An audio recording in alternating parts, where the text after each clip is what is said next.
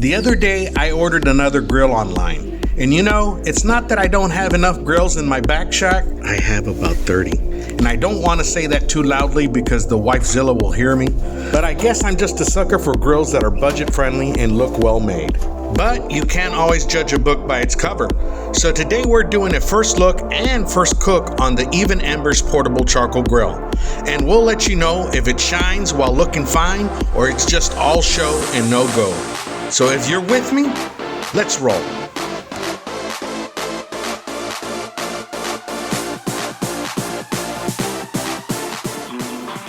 Okay, so here we are. It took me about a week after the grill arrived to finally get a chance to unbox it, but it only took about 3 days to arrive after ordering it. I ordered it from Home Depot, and you can see from the tears on the box that one member of the family was anxious to open it more than me. So I'll make this unboxing short, and speaking of short, there's the culprit that couldn't wait to open the box. So as I unbox this, I'll give you some background information that I found out about the manufacturer of this grill while doing research for this video. But first, let me make a fool of myself before sounding smart. Okay then, so Even Embers headquarters is in Dallas, Texas, and it's a brand mostly sold at the Tractor Supply Company and Home Depot. Their parent company is a company called Fair Game Group. Fair Game Group also manufactures many other grill brands for franchise stores, as well as manufacturing outdoor living and recreational products. And now that the grill is unboxed, let's take a look at the specs. The Even Embers portable charcoal grill is 400 square inches of cooking space, 5.5 millimeters porcelain coated cast iron grates, durable double-walled firebox design made of steel, dual charcoal grates that can be removed, foldable durable carrying handles and dual locking latches, compact portable, total weight 30 pounds, and sells for about $100. So we got the grill out of the box, and I'm looking metal here. Seems to be pretty durable, almost 1/4 of an inch thick here. These charcoal baskets, really cool. I think it's 1.5 pounds that they carry. When you close it up, it has these little, they're not rubber, I want to say they're either hard plastic.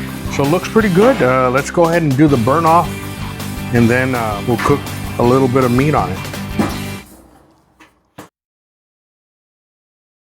Okay, so we have the charcoal chimney rocking with the B&B competition char logs. These are charcoal logs that are hollow in the center, which allows airflow. They burn clean and for a very long time. We are going to do the burn in and hopefully have enough fire to cook some meat. So I'm first going to spray it down with some olive oil to get it nice and seasoned. Then I'll go ahead and close the top and let any other coatings that the grill may have to burn off. And so I gave it about 30 minutes and the grill is still searing hot. I think the charcoal baskets really allowed the air to flow nicely inside the grill. I was worried that that might be a problem since this grill has no vents, but it seems to be doing okay. Notice that those small plastic legs do a nice job of keeping the heat away from the table as well. So today we're going to do some wings. I'm going to try and put them all on the hot side of the grill first. This is about 3 pounds of wings. And once I get them all on the grill, I'm going to try and space them evenly. And the fire's still burning kind of hot, so we're going to go ahead and close the lid of the grill and check on them in a few minutes. I'm basically just trying to get some color on the wings and a little char on all sides. Once it looks good enough for me, I'll just move them over to the other side of the grill where they'll continue cooking. So here's what's going to happen, guys. I put it all here to the warm zone, not the hot zone. I'm going to close up the cover there and let them finish off in indirect heat. And some of them are piled on top of each other, so we'll just move them around as needed. Looks to be all done, so let's take them off. Wings still look plumpy and juicy, and I got them in a bowl, then into some foil. And it looks like they have a nice char and color. Check it out. Now my first impression of the grill is that it's doing well with the chicken. Next we'll try some fajitas, but I'm a little skeptical if this thing can do anything outside of hot and fast cooks. Now you can see that because of the charcoal grates, the charcoal sits very close to the grill grate.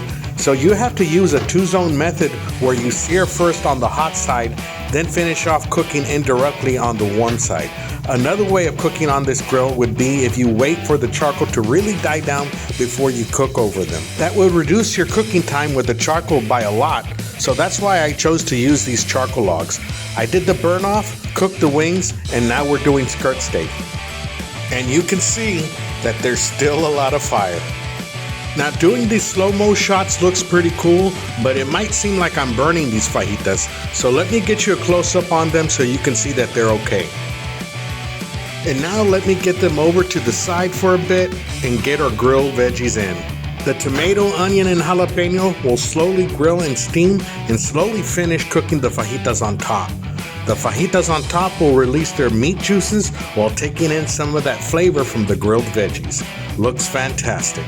And as the onions, tomatoes, and jalapenos cook away and keeps the fajitas warm, I'm just gonna go ahead and cover it up.